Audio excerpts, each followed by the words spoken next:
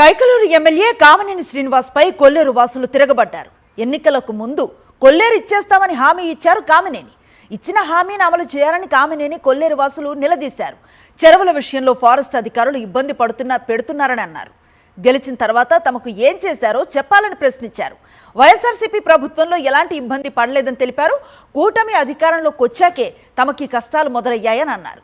దీంతో సహనం కోల్పోయిన ఎమ్మెల్యే కామినేని శ్రీనివాస్ కొల్లేరు వాసులపై ఆగ్రహాన్ని వ్యక్తం చేశారు. తాను పట్టించుకోనని ఎక్కడికి వెళతారో వెళ్లండంటూ ఫైర్ అయ్యారు. నోర్మోయ్ అంటూ కొల్లేరు వాసులపై కామినేని కన్నెర చేశారు.